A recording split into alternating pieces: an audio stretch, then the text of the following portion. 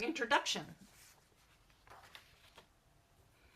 I'm so pleased to introduce Dr. Stephen Thielke, who has been a outstanding speaker in this series for quite a few years. He's a geriatric psychiatrist and health services researcher in the Department of Psychiatry and Behavioral Sciences at UW School of Medicine. He conducts research about dementia medications, depression, and pain in older adults, and the use of monitoring technologies in healthcare, and is a tremendous expert on the whole person in dementia. Welcome, Dr. Thielke. Well, thanks so much, Barb. I am always thrilled to be a part of this series. It's a great opportunity to discuss an important topic, and I especially appreciate having an opportunity to share my perspectives on dementia with such a great audience. I wanted to give a little bit of background about the approach I've taken, and mainly to try to bring home a few key themes, even though we will deal with a lot of details. With regard to questions and chat, yeah, I'll try to watch those boxes, and if anything comes up that is unclear or that you really think we need to address in the moment, please do put them in the chat. Uh, and I'm going to try to talk only for about an hour, maybe a little less, so that we have plenty of time for questions at the end. So if we don't get to your question, then you'll be able to ask it at the end. All right. So when you learn about something in medicine, uh, you follow a kind of typical structure of book learning, uh, which is to learn, what you're dealing with, how to differentiate what the condition is from other things, what the various causes are, uh, what the different types of the disease are, what the tests are you use for it, who gets the disease, what happens during it, and how to treat it. And all of this stuff is valuable information. And ideally, it helps you to make better decisions about how to help people, because that's the ultimate goal. It's not just for book learning. But in dementia, especially, I think there is a big barrier between that book learning and really knowing what's important. Uh, and in fact, I sometimes say that you could believe that dementia is caused by evil spirits or pixies, but if you had a sense of the patients that you're dealing with, you would help them more than if you had gotten a Nobel Prize in the brain chemistry of dementia. So, what I want to focus on initially is why dementia is a problem and how that leads us to understand what we can do for patients and their families.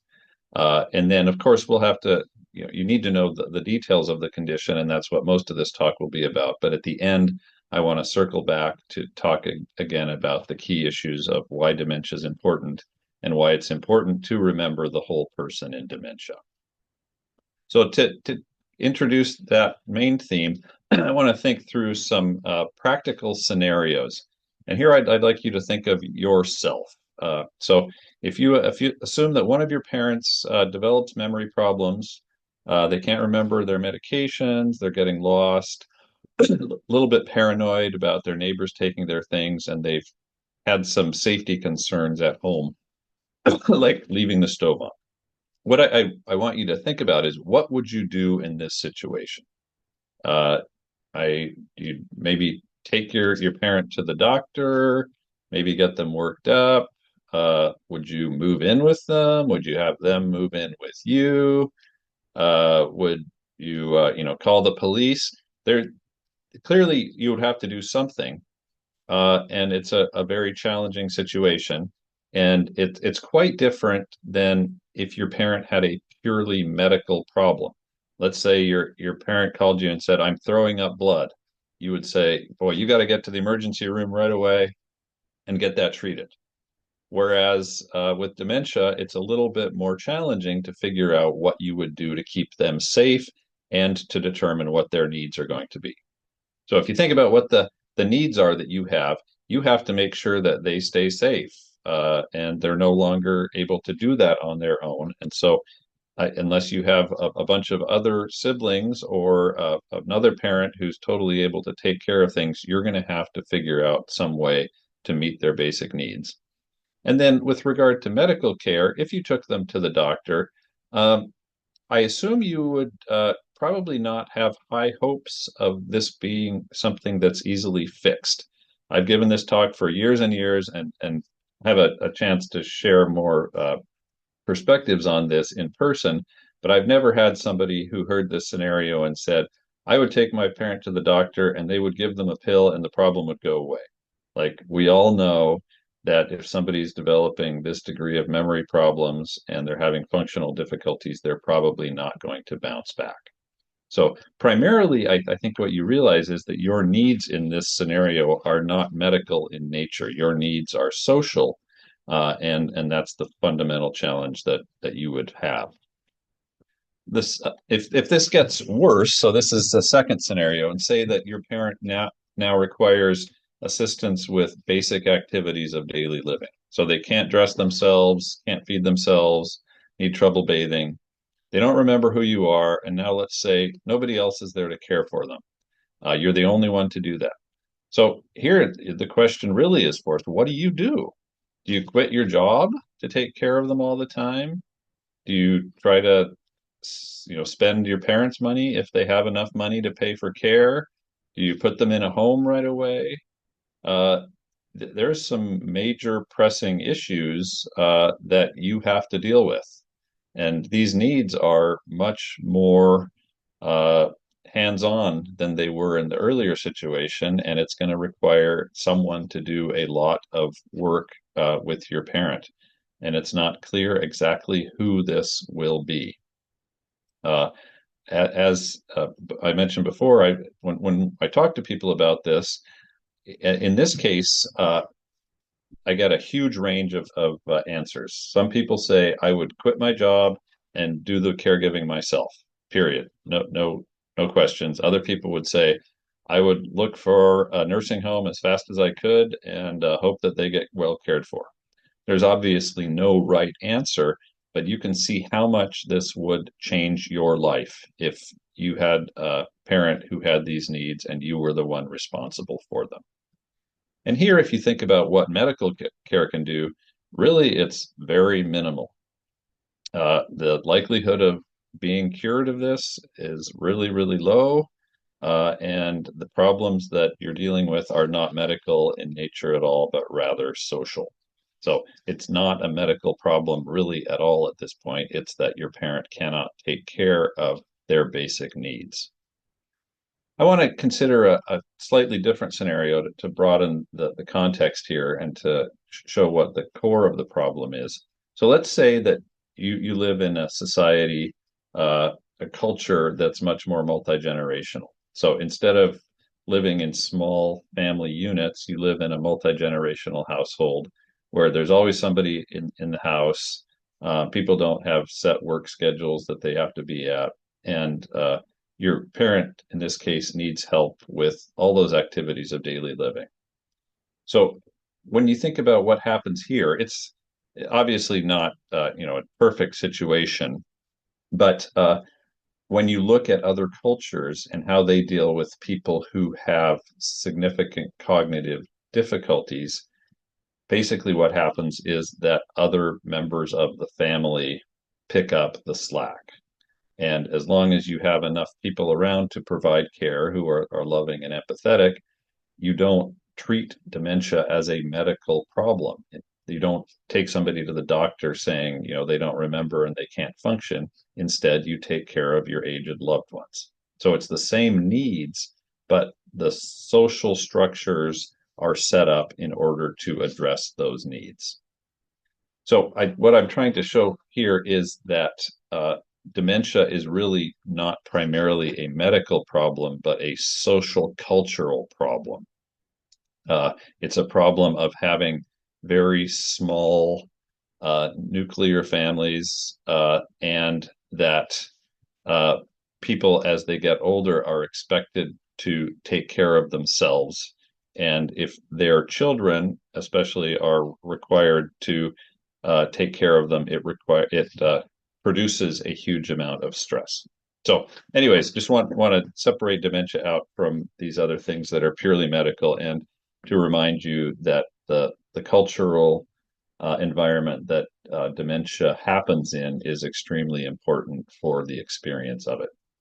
Incidentally, I recently learned about how Norway works things. I've got distant relatives there, and my parents visited, and there they have uh, caregiving provided by the state, and you get 4 hours of in-home caregiving per day, uh, paid for completely. Unbelievable benefit is totally unheard of here, and it really reduces all the pressure that's placed on families for providing care. So when you think about the effects that dementia has, like in those first two scenarios, you realize that if we lived in a somewhat different world and there were endless social resources, dementia would not be the huge problem that it has become in our modern world. All right, great question, Marion. It looks like Barb has addressed that. Thanks for doing that, Barb. All right, so now I want to get into the nitty-gritty a little bit more and go over three basic definitions of dementia that are all the same but come at it from a different angles. So dementia is basically a significant chronic loss in memory and or mental functions that involves structural damage to the brain. And these are important because they tell you what dementia is not.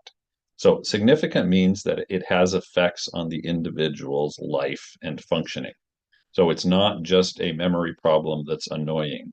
It's something that causes decrements or declines in people's ability to carry out meaningful life activities. So it's a chronic condition. It doesn't come on quickly, and it doesn't go away quickly. So if somebody was fine 3 weeks ago and now they are significantly impaired, you want to think of other causes, especially delirium. It's a loss of functioning, which means that if somebody never had cognitive abilities or functional abilities through their life and now they don't either, that's not dementia. That's a underlying cognitive impairment. And then it involves memory and or mental functions. It's not just memory. And the limitations that you're talking about are not physical in nature. So if people can't do things because of weakness or neurologic symptoms, that's different than dementia. And then finally, this one is what differentiates dementia from other psychiatric conditions. If you think about what's wrong in depression or schizophrenia or anxiety disorders, the going theory is that it's a neurotransmitter problem. The neurotransmitters aren't right. We can put drugs in there to fix the neurotransmitters and things get better. Dementia is totally different because there has been serious structural damage to the brain involving death of hundreds of millions of neurons. So it's not just a lack of a chemical in your brain. And sometimes people lose sight of this, especially when they get excited about drug options for dementia. But really, if you were to reverse dementia, you would have to regrow lots and lots of neurons. So that's a good rough definition of dementia.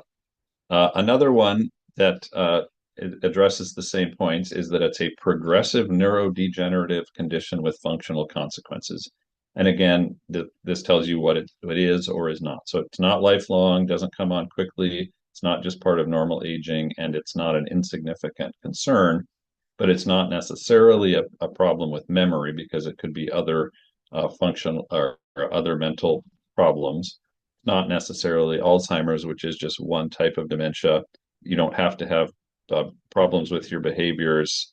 It may or may not be age related, although it almost always is. And it doesn't say that it's a fatal condition. And in fact, most people with dementia die of other causes, given the fact that they're older to begin with. If you want to get more formal, the DSM-5, the Psychiatric Bible's criteria for dementia, which is known as major neurocognitive disorder, and then in parentheses, dementia, are that you have significant cognitive decline in one or more domains of functioning, uh, which are given down below. These have to cause functional problems. Again, you'll see in all these definitions, there is a functional consequence to dementia. And if somebody does not have functional problems, technically they do not have dementia. And these symptoms aren't due to another cause. So it's a diagnosis of exclusion. These domains, you can see there, are related to various functions of your brain, including carrying out complex tasks. Memory is a key one. Um, Language is clearly a very important cognitive activity. And then skills involving coordinated activities or social awareness. So you can see that those six domains are related, but that you could have someone with mainly memory problems whose language is intact, and someone else who has significant language problems who has better memory. So what this tells you is that people with dementia can present with rather different problems in their cognitive functioning, but that all of them have to have an underlying functional decline in order to have a diagnosis of dementia. A few more details on the DSM diagnosis. The diagnosis is made as possible or probable. You can't make an absolute or definitive diagnosis because it's one of exclusion. Then you're supposed to say whether or not there's a behavioral disruption, which could involve psychosis or mood problems or agitation.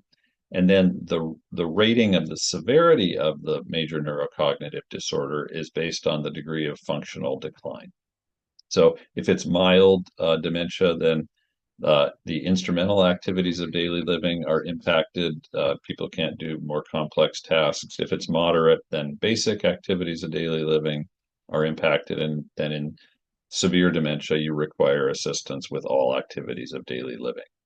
So the take home in all these definitions, and in particular in the DSM one, is that you have to have a functional decline. And if there's one thing you remember from this talk today, I hope that's it, that to diagnose dementia, you have to have a functional decrease over time, or you can't do the things that you used to do. And the best way to get at that is to ask an informant, like a loved one, are there things that your loved one used to do for themselves that he or she can't do for themselves now? And if they say no, then that makes you wonder whether the diagnosis is appropriate. So great question, Tiffany, about people denying symptoms. I won't talk too much about this, but in the progress of dementia, insight is usually the first thing that goes. And so people who have dementia will tell you that they're just fine. And if you want to understand their impairments, you have to ask other people who know them well. And it really can be a challenge, especially when people don't want to give up some of their most important activities. And we'll talk about that a little bit at the end, about how to deal with difficult behaviors and lack of insight. And I know that other lectures in this series are going to be addressing that also. Yeah, great question. All right, so this, I think Dr. Trichu may have showed this in her talk, but I just wanted to separate out some of the main differences between delirium, dementia, and depression. So all of them share these common features of feeling confused, trouble carrying out activities, people just don't seem right when you talk to them, and having any of these conditions creates concern in your loved ones. But if you limit it at that, you won't know which of them you're dealing with. So delirium comes on quickly. People have trouble with paying attention. So if you're talking to someone and they lose track very quickly of what you're saying, or if they fall asleep during the interview, that's a sign of delirium. Delirium waxes and wanes a great deal. And most importantly, delirium has an actual cause. So it can be due to infections or lab abnormalities, or very commonly in older populations to medication side effects. And we consider delirium to be a sort of psychiatric emergency that demands that you figure out what is going on and address the underlying cause. Uh, if you assume that someone has dementia who actually is delirious, you will be doing them a great disservice because you'll be ignoring the fact that they have a medical cause for their difficulties. This has happened to me with my own grandfather, and it's very upsetting when you get a older person who doesn't seem right, and you say, "Oh, they just have dementia," when actually the changes started soon or started real recently, and could be identified and treated. So don't miss delirium. I know you're going to get more attention to that. And most people who have a slow, steady decline in their functioning and cognition are not delirious. They're demented, but you do want to make sure that you ascertain that changes happen more slowly. So dementia involves problems in these specific domains that we talked about. It comes on slowly and progresses slowly, tends not to have much waxing and waning, except for one type that we'll talk about, and then it requires functional decline, to remind you of that point again. Depression, if you really talk to somebody, you'll see that their challenge is not around cognition so much as trouble concentrating and having interests. And if you test their orientation and cognitive skills, they're usually intact. So it's not that hard to separate out depression unless somebody is almost catatonic, in which case you need to take other steps. But you should be aware that at face value or just at first glance, you might confuse someone who's severely depressed with someone who has dementia.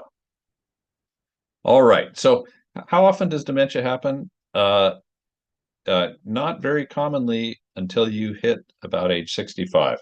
This is really fascinating and hard to explain. Like, what changes in your brain at around age 65 that would make the rates of dementia go up so much? Uh, Across the world, when you look at different groups of people, and you look at how often dementia happens, it really follows an extremely similar trend. So you can see these are different age categories, and the height of the lines is the prevalence of dementia. So at age 65, very, very rare. At age 80, it's 10 to 20% of people, and at age 90, it's 30 to 50%. And this is actually an exponential curve that the math is relatively well worked out for. But that's kind of where the precision ends. Like, we don't know exactly why this happens. And despite over 100 years of work in the area, nobody has fully explained what makes dementia start at a certain age of life. And from that, what we could do to make sure that people don't develop it. But in terms of the risk factors for dementia, clearly, by far, the most important factor is advancing age, and in particular, age above around age 70. So I want to go over the main types of dementia, which are listed here. There are some others that are more subtle that you can read more about if you want. But these do account for almost all the types of dementia that we see. I'm thinking about our inpatient psychiatry unit where I work. And in the last year, I can't think of dementia that we had that didn't fit into one of these categories. Although, what you want to remember about the subtypes is that they overlap enormously. This is not an exact graph, but it does show roughly the prevalence of the different forms of dementia and how often they occur together. For instance, Lewy body disease occurs more commonly with Alzheimer's pathology than it does in isolation. And vascular dementia and Alzheimer's dementia have a huge overlap also. Some of the others are a little bit less overlap, but ultimately all of them show somewhat similar brain changes And this leads to the question of, maybe all these things are just converging on one common cause. And ultimately, I think that that is what's going on, is that the changes we see in the brain actually are not the cause of the dementia. They're the result of the neurons dying, which can be from any number of other causes. So let's start with Alzheimer's disease. On the left, that's Alzheimer himself. Interesting guy. Uh, he was working on a unit that had a lot of patients with cognitive problems, but almost all of them had neurosyphilis. And he noticed that this patient shown on the right, Auguste Dieter, who began having paranoia and severe memory problems in her 50s, was quite different than these other patients. And he took an interest in her and actually agreed to let her stay without charge in the sanitarium where he worked, even though her husband wanted to take her out because he couldn't pay for her care anymore. It's a very sad story. Uh, he wanted to be with her, and he was a railroad worker, but needed the money. So, and eventually, he couldn't even afford to pay for her care if he was working, but he much preferred to take care of her. So Alzheimer arranged for her to stay there without cost if she agreed to donate her brain to science. I don't think an IRB would approve this now, but that was the arrangement. And then when he did look at her brain, he saw these unusual findings that were not seen in the brains of other people who had such cognitive difficulty. And now we call them plaques and tangles. So the plaques are these collections of amyloid that are outside the cell. The purple things are the nerve cells, and the tangles are collections of things inside the cells. That tangles are made of something called tau, that's part of this backbone of the cell, the cytoskeleton, and the plaques are made of amyloid, which is a molecule that is throughout your body. It surrounds all of your cells everywhere. But in the case of Alzheimer's, it gloms up. It's no longer soluble, and so you get these collections of it that happen in the space around the cell. We do know a lot about how this happens. It turns out that it's a form of the protein that gets cut in the wrong spot, and then because it's cut wrong, it folds wrong, and that makes it no longer soluble. So regular amyloid is soluble in water. Amyloid beta is not, and so it collects together, and you get these plaques, and then around the plaque you get inflammation, which ends up killing the neuron. That's the final step here in Alzheimer's. And what you'll see there is that as the neuron dies, you get the neurofibrillary tangles develop. So when you think about what's going on in this process, uh, basically what you realize is the plaques and tangles are a result of neurons dying. They are not the cause of dementia itself. And over time, it's become clearer and clearer that the amount of amyloid that you have in your brain does not predict the severity of dementia. People who are 90 and 100 years old have a huge amount of amyloid plaque buildup in their brain, even if they don't have dementia. There is more of a correlation with tau, but tau quite clearly is something that develops as the neurons have died. So there's really little opportunity to use treatments that reduce tau as a way to stop Alzheimer's. That just simply doesn't make sense. So the ultimate effect is that the neurons die, and they die in particular in the inferior temporal lobes, which are the bottom of the brain. And you can see how thinned out the layers of brain tissue are at that bottom level. And you can contrast a brain with Alzheimer's disease on the left and the normal brain on the right. The one on the right is plump and full, and it fills up the brain space, and the one on the left has shrunk, and the most shrinkage occurs in those areas of the inferior temporal lobe where the hippocampi lie. And the hippocampi as you know, are the parts of the brain that impact memory, and especially laying down memories and use of short-term memory. So this makes it look like Alzheimer's is a disease that you could pick up with a CAT scan.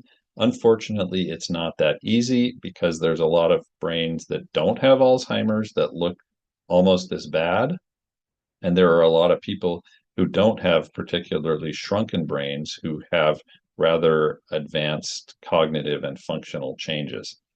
Uh, it the imaging is magical in terms of the science and the fact that we can see inside brains, but unfortunately, it really isn't good enough for us to pick up people who are at the early stages of the disease, and it still is not routinely recommended as part of a general workup, even though it frequently gets done.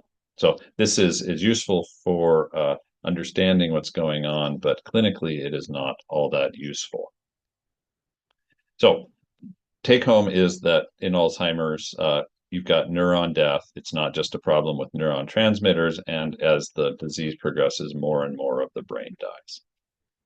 The type of difficulties are those domains that we went over before. Another framework is that it can be problems with speech, motor activity, recognizing things, or what we call executive dysfunction, like balancing a checkbook. The words used for those you may hear sometimes are aphasia, apraxia, and agnosia.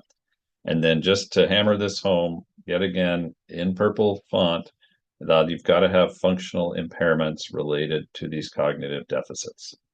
And if you don't have that, you should really be thinking of other conditions besides dementia. This has become clearer and clearer over the years as there's been more work about the natural history of dementia. And then finally, that there's not another cause for the deficit.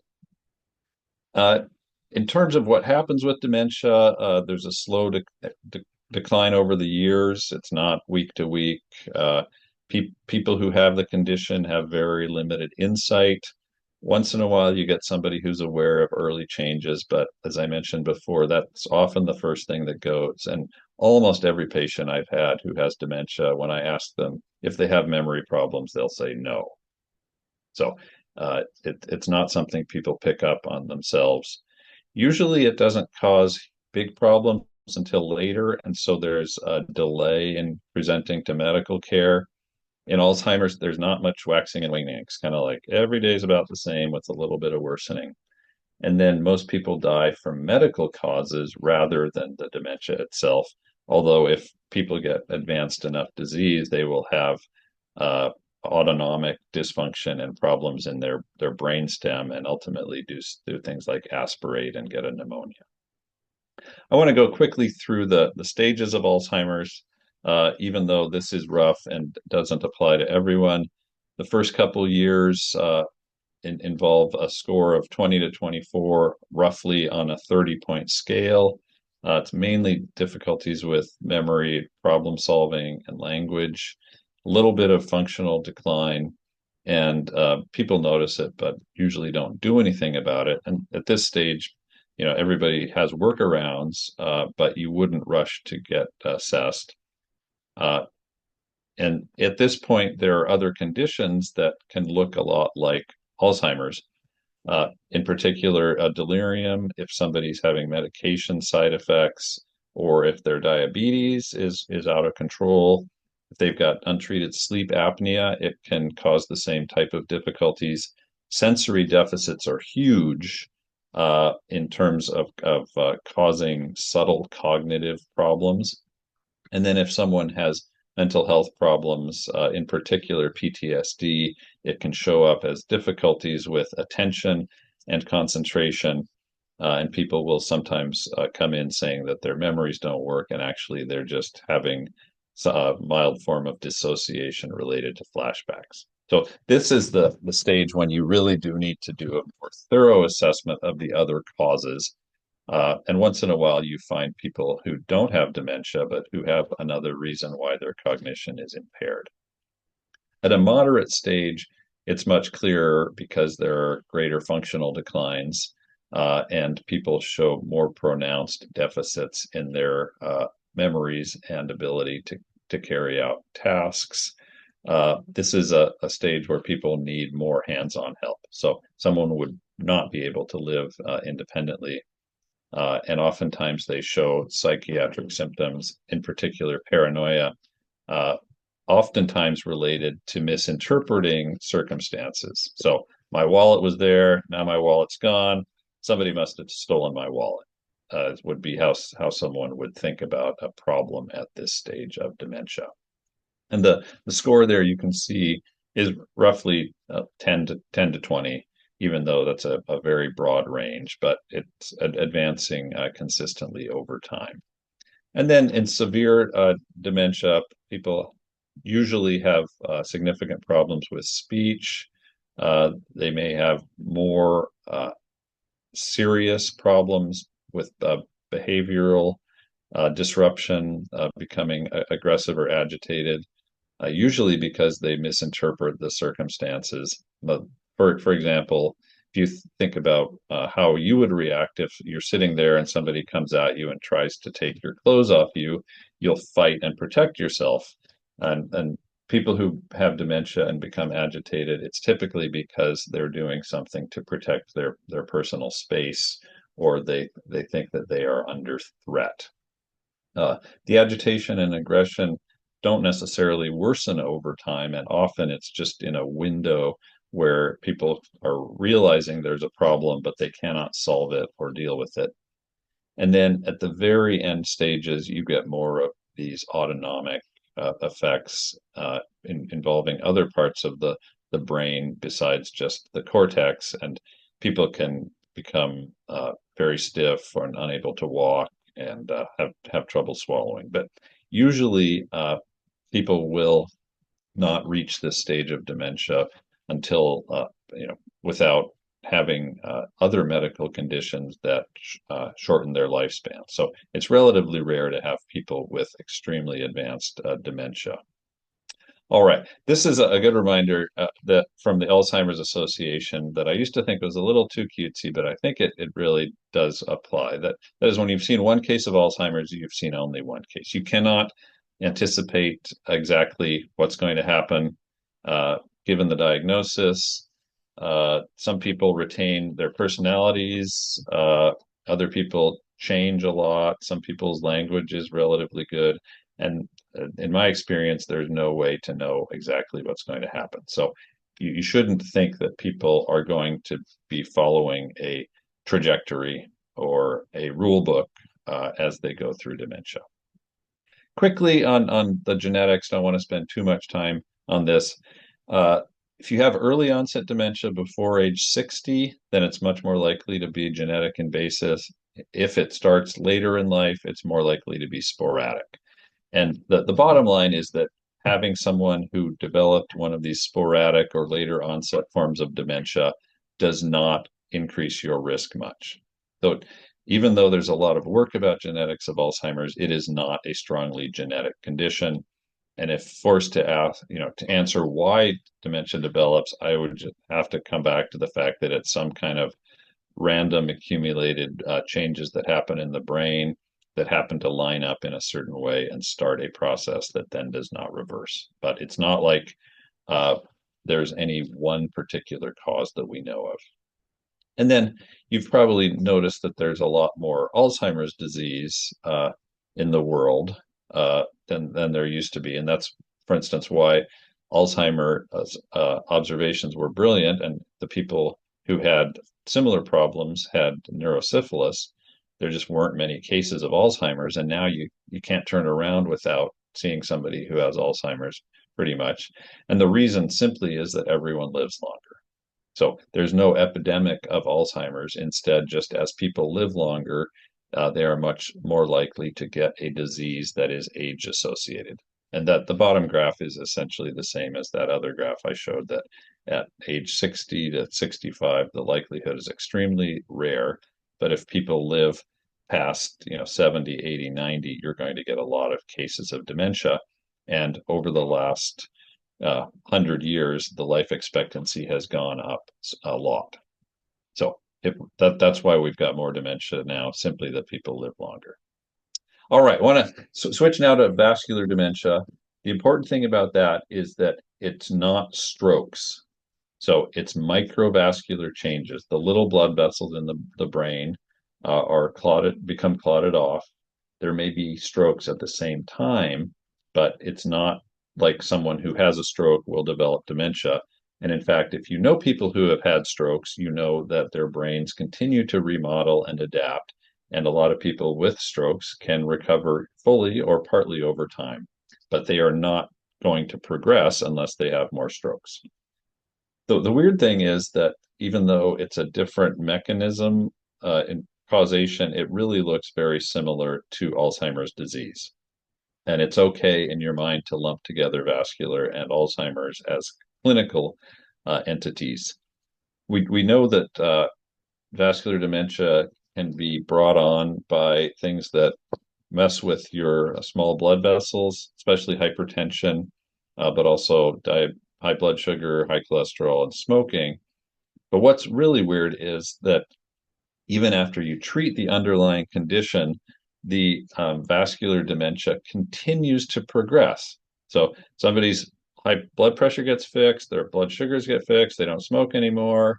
You'd think that that would either make them bounce back or stabilize them. But once vascular dementia starts, it gets worse over time.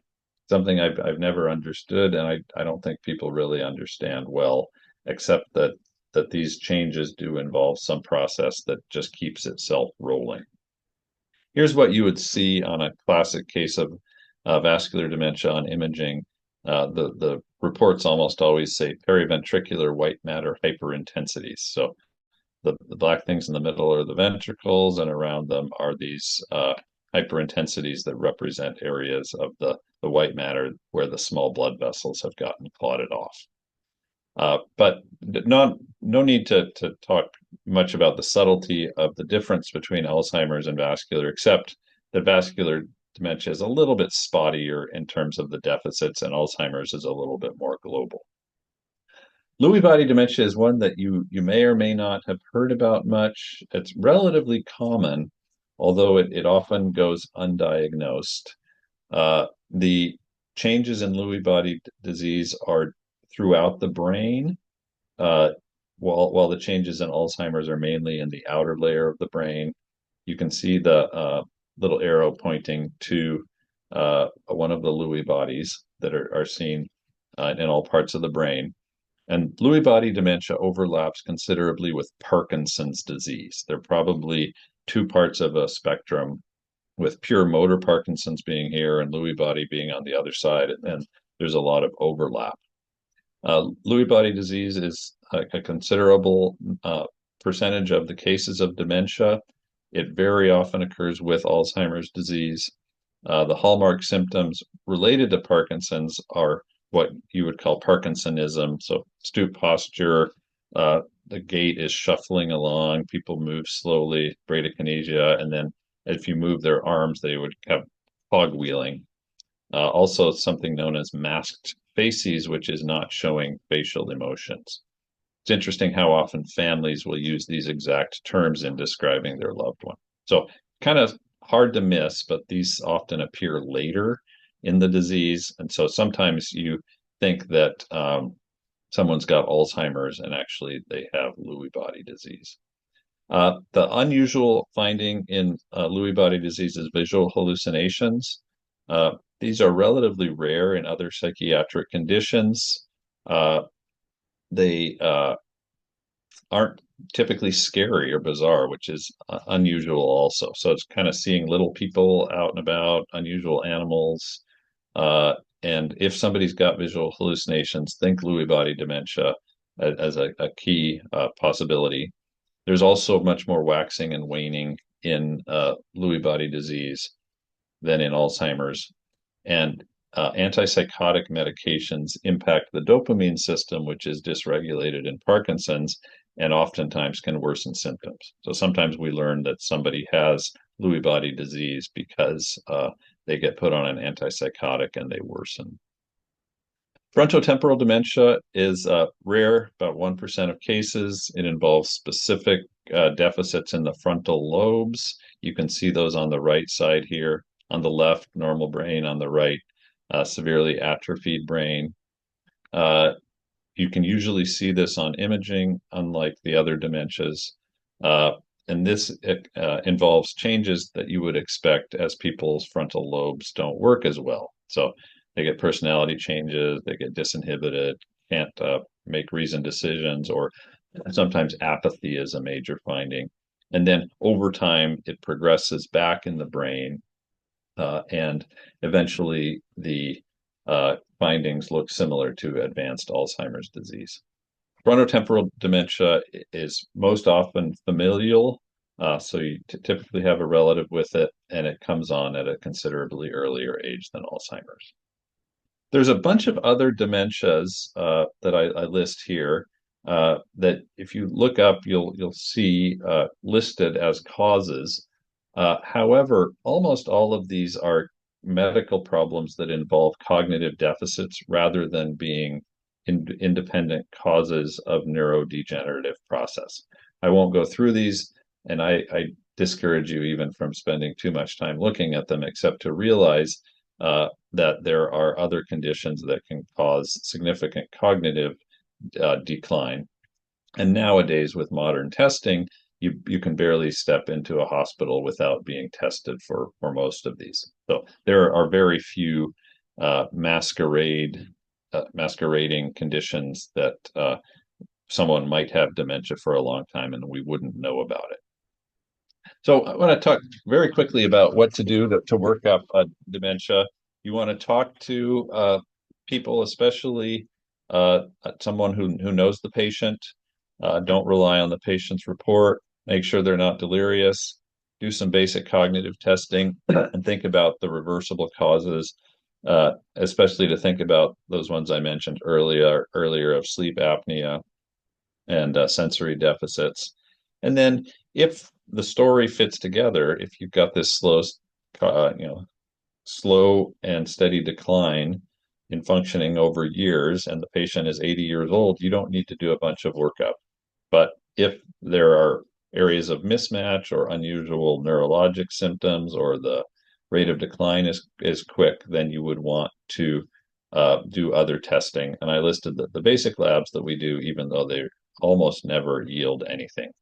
And as I mentioned before, neuroimaging is not routinely recommended, although it does seem that almost everybody gets a CAT scan as part of the workup, even though it almost never reveals anything useful. All right, I want to cover prevention quickly. Dr. Tritchie is going to be talking about this later, but real quickly, there's no evidence that we know how to prevent dementia. It's a bummer, but this report's a little bit dated, but there's nothing brand new that changes this, suggests that there's no use of pharmaceutical agents or dietary supplements to prevent dementia. So this is in a way liberating, because if somebody's developing dementia, it doesn't mean that they caused it. In fact, they're probably just the victim of bad luck. And it also discourages you from making significant changes in your lifestyle that you don't want to do for other reasons, simply for the point of trying to prevent dementia. As an example, I always point out when people talk about dementia, like, let's say you had a patient and you wanted to cause dementia in them. Could you do it? And everybody agrees, no, we don't have even the technology to create dementia in a person reliably.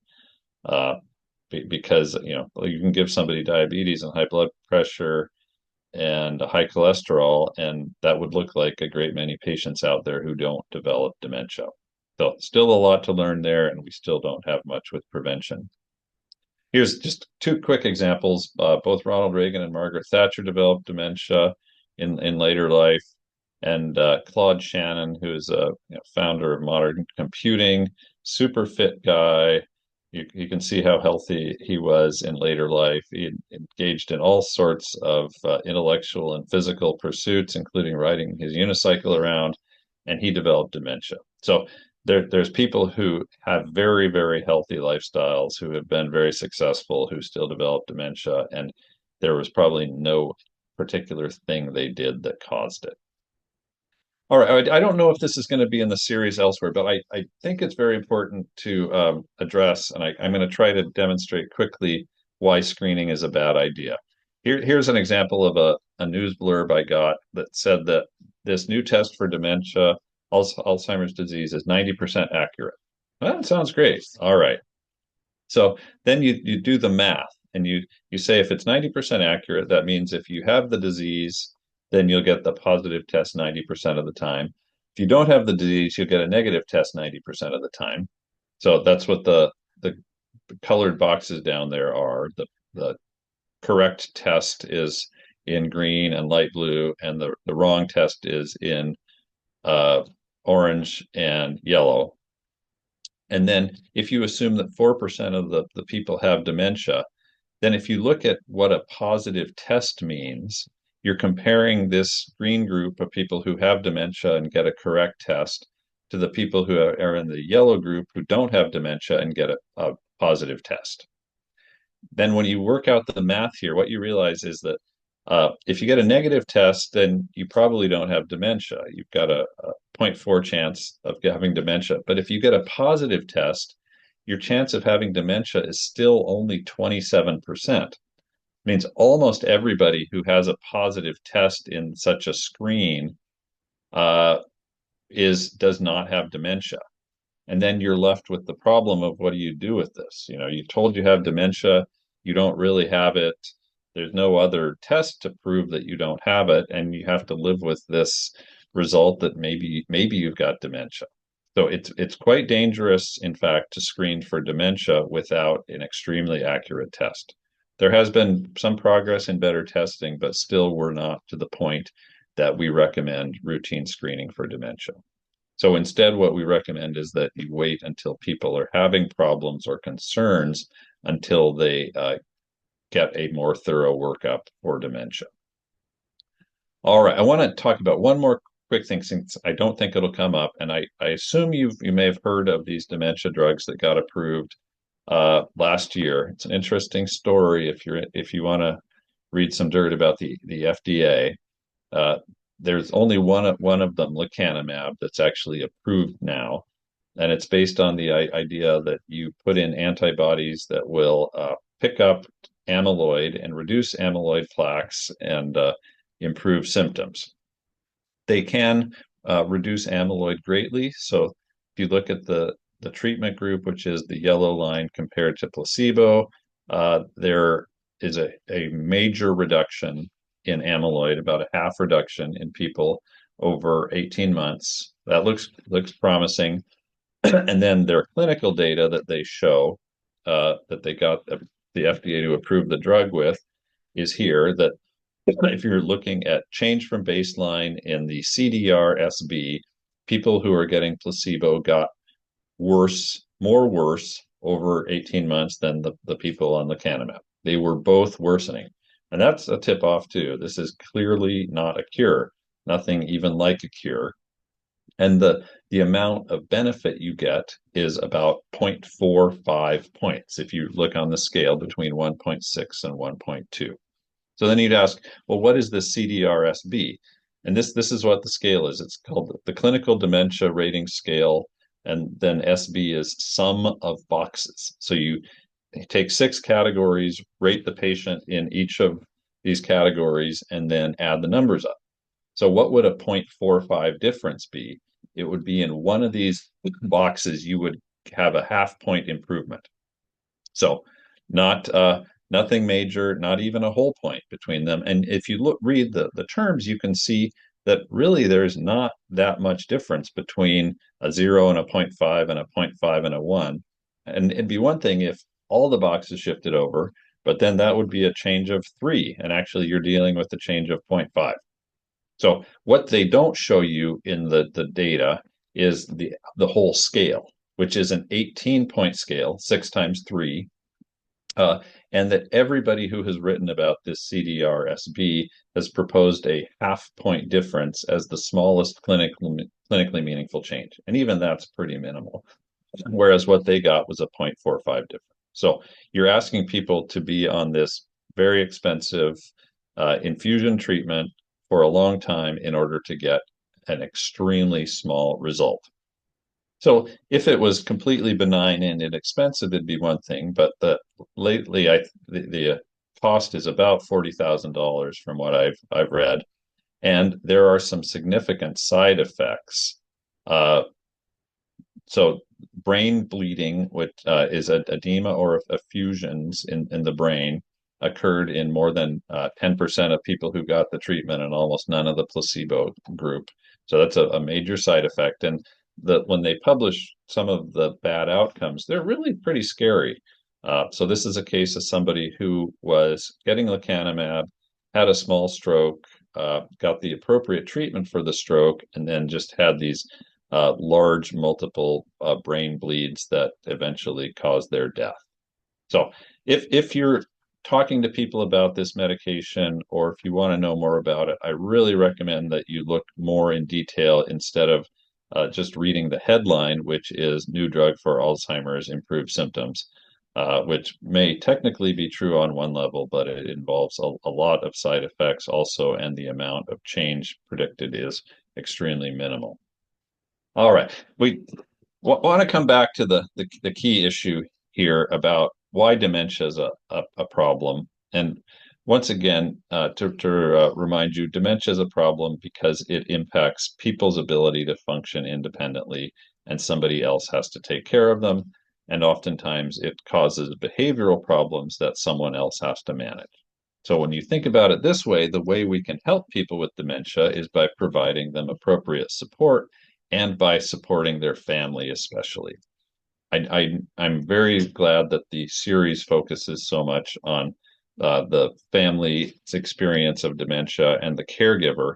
And this is just a preview of that. That really, when you're caring for people with dementia, you're caring for their caregivers. And I do hope that you can appreciate this even if you haven't known anyone who's been through it yourself. Uh, if you're talking to a loved one of someone with dementia, it's important to listen to them. Can't make assumptions about what may or may not be hard for them. Sometimes people really like caregiving and they don't mind the hands-on work that you might consider onerous, and they consider it an act of caring and love to provide care to their loved one. Other times people find certain behaviors extremely difficult that they didn't expect. For instance, I had a patient who followed his wife around and said, "I love you" all day long. "I love you, I love you, I love you." And it was nice for the first 10,000 times. And after that, it really wore on her, and she had to put her husband in a facility. So it can cause unexpected problems when someone is no longer behaving like you'd expect them to. Uh, Rates of depression are very high in caregivers. It's important to assess for that. And then I mainly recommend thinking of not just the patient and not just their brain, but the whole unit that they live in. So, what's the quality of life of the caregiver and caregivers? What's the quality of life of the patient? And what are the ways that we can improve those? And I think you'll agree, medications are probably not the best approach that we have for improving people's quality of life. Instead, it's about providing them appropriate support. And then there are lots of resources I saw in the chat. Some of them were listed. And it's very important to refer people as soon as possible to those. If there's a resource people are looking for, I really recommend the 36-hour day. Even if you just know that phrase and use it as you're talking to people and the challenges they face as caregivers, it can show that you recognize what's at stake. So, wow, it sounds like you're working a 36-hour day, and people will usually agree with that if they're a caregiver. All right, one final note on agitation, which I don't think gets covered too much in the series, but what I'd encourage you to think about is, if somebody's agitated, you want to figure out why they're agitated before throwing a medication at it. The most common causes for being agitated are being delirious, if you have a medical problem causing your brain to be offline, if you have unmet needs, like if you're hot, cold, have a wet diaper, if you're lonely, if you're in pain, you will naturally become agitated. And those things can be easily addressed. By conditioning, I mean if people behave in a certain way and they get a certain response that rewards them, they will probably continue to do that behavior. This is a little harder one to sort out, especially with fam, uh, family members who are trying to provide loving care, but really they're reinforcing bad behaviors. And then finally, if you see things from the patient's perspective, you'll often realize that the way they're behaving makes a lot of sense. I gave that example before of if you're sitting there and someone comes at you and tries to take your clothes off. If you're a patient with dementia and there are caregivers trying to help you, to bathe or to change your diaper, it's labeled agitation. But really, if anybody, did it in another setting, it would be labeled self-preservation. So if you can see the world from the patient's perspective, it's much easier to deal with agitation. And then finally, a reminder about antipsychotic medications that you may or may not know that antipsychotics, while used very often in dementia, are subject to a black box warning from the FDA that says that if you use antipsychotics in the setting of dementia, patients have a roughly double risk of death. It's 1.6 times to be exact.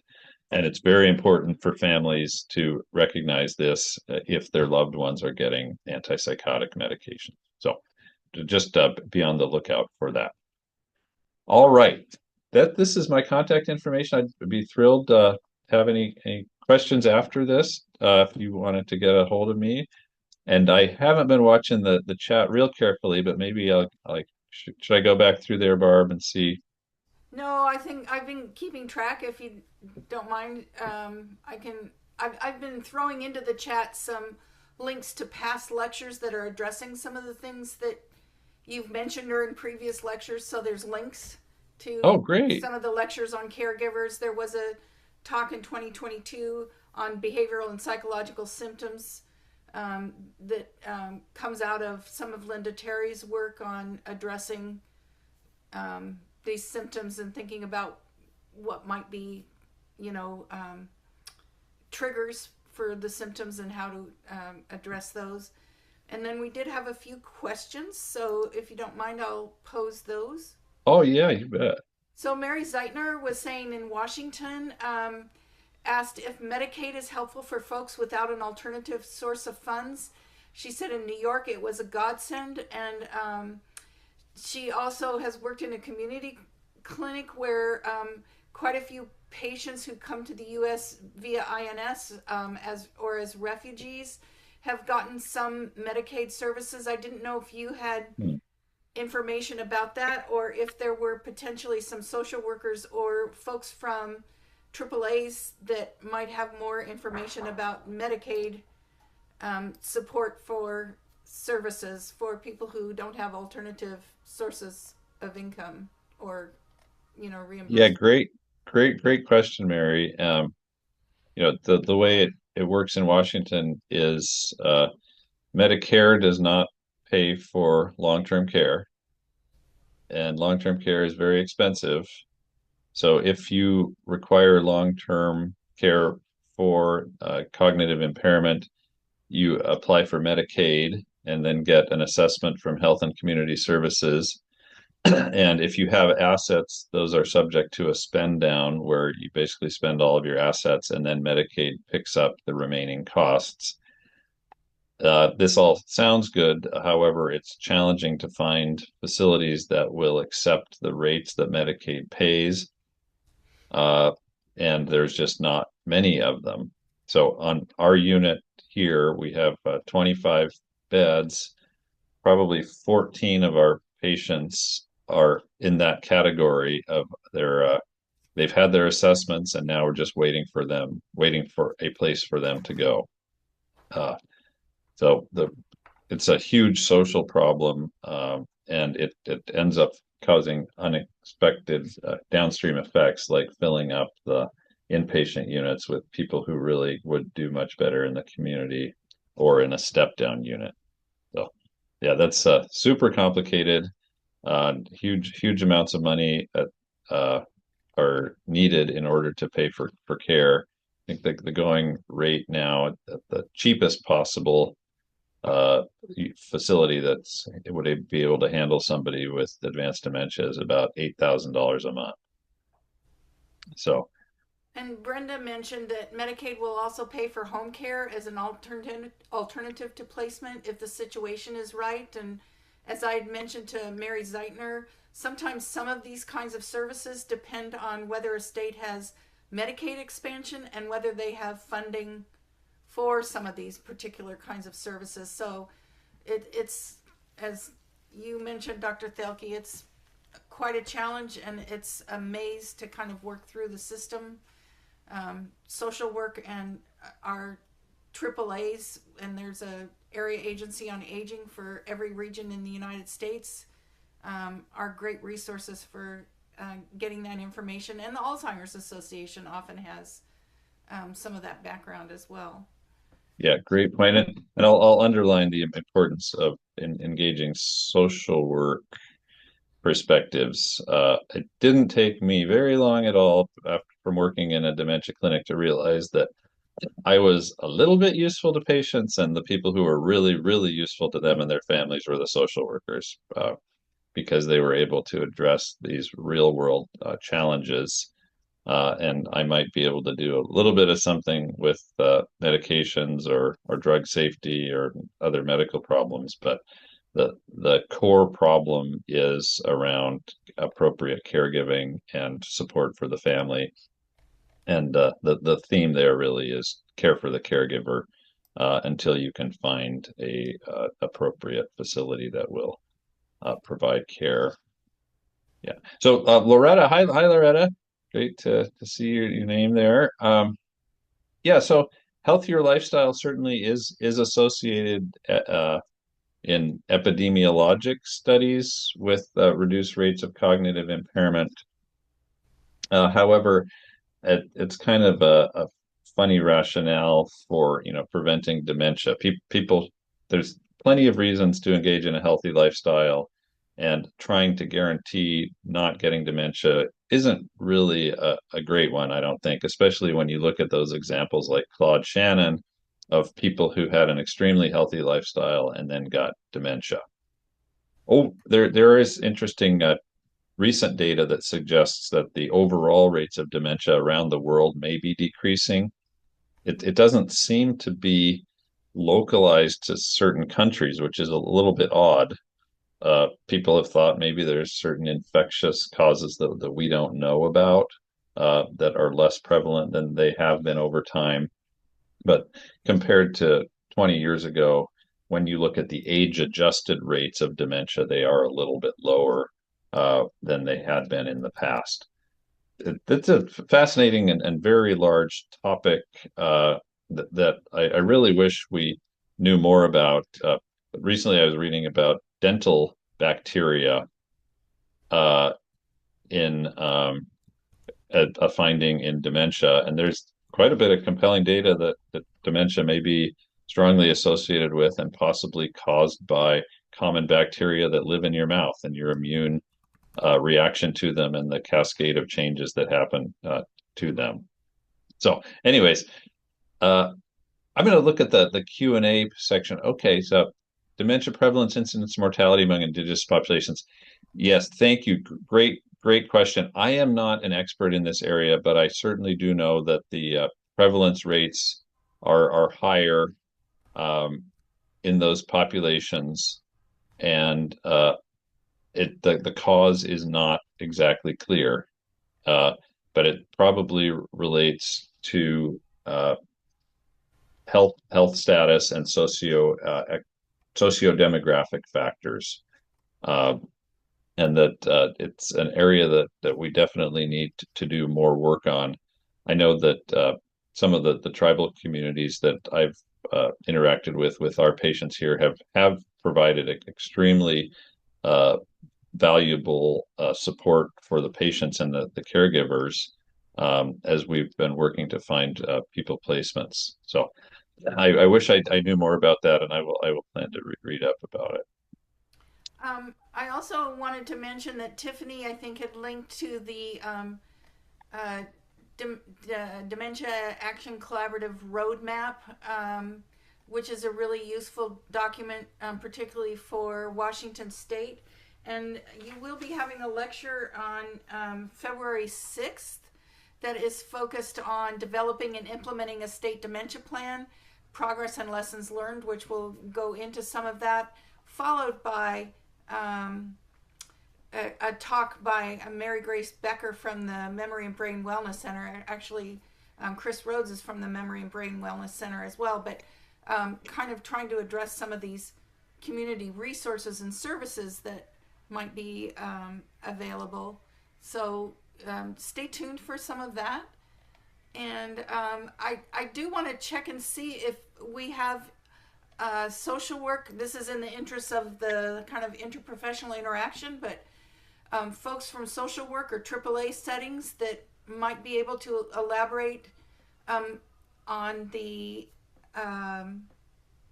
Medicaid services and considerations that you so ably addressed as well, Stephen. So if you raise your hand, I can probably give you like ability to speak out, which isn't always common in these webinars. Anyone from AAA or social work? Christine, okay. Let me see if I can get that. We're still getting used to this thing, so I've allowed Christine to talk, and Mary Pat O'Leary is also giving you the okay to talk as well. So either one of you chime in. This is Christine Schultz. Can you hear me?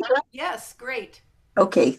I'm the Director of Patient Support Services at Norton Sound Health Corporation in Nome, Alaska. We are a tribal health organization that serves the Bering Strait region. We are one of the Indian Health Services Dementia grantees. So we've been working for the last year and a half on increasing our dementia services within our population here.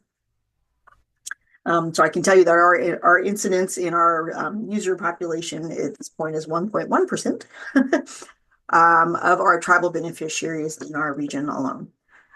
So we are providing respite care through our in-home programs. We don't have a full CMS home health, but we do have personal care attendant programs, and we're providing respite care through the grant. We also have Medicaid waivers. So we're providing Medicaid waiver services to those patients, and we're trying to work on coordinated care and more primary care assessment of patients. So that's the goal of all of the grantees with Indian Health Services for this grant. We just actually had our quarterly meeting this morning. So it's funny that you say that. And I see that Tiffany has added the roadmap. Yeah. Yeah, thanks, Tiffany. So that is a great document, and provides kind of what IHS is going to be looking to provide. And that's the kind of thing I'm hoping for, because it does get complicated, particularly as you go from state to state and even AAA to AAA. And so it's very helpful to hear what's going on in Alaska. Mary Pat, did you have some perspectives to share on this? Mary Pat Sure. is with the AAA at, well, you can introduce yourself. Okay, no problem. Mary Pat O'Leary, I'm with the Area Agency on Aging for Seattle King County, and I work with the GWEC here in King County, UW. And so I put in the chat Community Living Connections, which is the one-stop number for services and supports in King County, and also put in the Washington Law Help resources on the COPES program. Yes, Stephen, excellent presentation. You're correct. Home and Community Services is the front door. They will do the intake. They will assess whether or not the person is eligible for in-home services. They do a financial screening as well as a functional assessment, and then they will determine how much support is needed. I will say that it may take up to 3 to 4 months sometimes to be screened for Medicaid services. Also, there is a national shortage of caregivers. So it's not something that is easy and quick. I do think we need to utilize our social work staff and community resources and providing support, and that includes the Alzheimer's Association and the Dementia Action Collaborative. Thank you. Thanks. That's helpful. And then I'm trying to figure out how to give Pamela. Oh, here. Pamela, I have opened up for you to be able to speak. I wanted to share another resource. I'm a social worker working for the PACE program, which is Program for All-Inclusive Care for the Elderly. I work with Providence, and the PACE program is funded by CMS, and they contract with different healthcare systems. And it is all around the country. It's a great resource, especially for low income people who qualify for long-term care services. And often we will help place them in adult family homes. There's an adult day health program, as well as the clinic. So it's really an interesting how it works because we are the insurer as well as the provider. And I just am really, I think they provide great care. It's really collaborative among the interdisciplinary team. So that's another resource if you have low income folks who qualify, even if they have Medicare, they could be part of the spend down. Um, and again, we contract with DSHS in Washington State and help provide placements for them. Thanks, Yeah, PACE is Pamela. a fantastic program for sure. Dr. Thielke, is there anything you want to add in maybe, again, the interprofessional from a medical perspective based on the information? I know that these are issues that you are presented with whenever you're working with patients and their families. Yeah, I really don't have anything to add other than that I'm thrilled that there are people who uh, are able to make these programs work so well. And it's just important to get the word out to I'm really glad that we had a chance at the end to go over some of these resources because I certainly am not an expert in these areas, and it's great to have the links on the chat too. And I don't know if you noticed it, but Sherry Mason also was asking a question about that she hears sugar and alcohol is a contributing factor to Alzheimer's. Is that true? Well, that's another one of those epidemiologic findings that's kind of hard. There are associations, but it certainly isn't a form of causation. And as I mentioned before, if you wanted to cause someone to have alcohol or cause someone to have dementia, and you were going to give them sugar and alcohol, you have a lot of people out there who are doing the experiment on themselves, and they don't develop dementia. My work at the VA, there were a lot of veterans who did not have very healthy eating habits, and the vast majority of them did not develop dementia. So it's well, once again, healthy living is a great thing, but in terms of doing it as a specific way to prevent dementia, I don't think it's a very long, valuable, long-standing proposition. And Pamela, I don't know if you saw that somebody was asking if you have contact info for the PACE program that could be added to the chat. I'll try. I'm on my phone, so I'm not sure, but yeah, Providence is the organization I work for, but there are different PACE programs across all states because it's funded by CMS. Oh, Sue Van Oh, Zandt great. Kaiser included a link. And it's Providence Elder Place, right? Yeah, they're changing the name to PACE, but it is, Providence Elder Place currently. So any other questions for Dr. Thielke? Gosh, this has just been such helpful information, and I really appreciate the update on the medications, Stephen. Just don't believe the hype. That's Any other questions? Pamela, yeah. Sorry, I have another question. This is about like frontotemporal lobe dementia. When there's a young person with these symptoms, what is the best route to find a good neurologist for testing? Just curious. I know it doesn't come up very often, Right. but that is, yeah. Well, the Harborview Memory Brain Wellness Center is probably the best place in the area to do that. It is rare enough that even a lot of psychiatrists or neurologists have not seen many actual cases of frontotemporal dementia, and there are other conditions that can mimic it. So I would definitely recommend going to one of the tertiary centers. And there are genetic tests that can be used now that are actually useful for determining risk to people's children, especially. But the Memory Brain Wellness Center at Harborview is a good resource. Great question.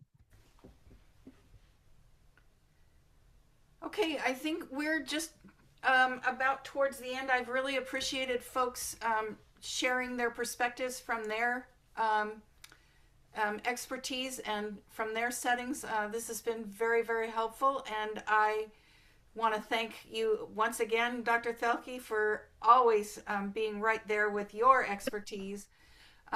We will see you next week, and the presentation next week will be focused on scams targeting people with cognitive impairment. So should be an interesting discussion. Thanks, everyone. Thank you, Barb, and thank you all.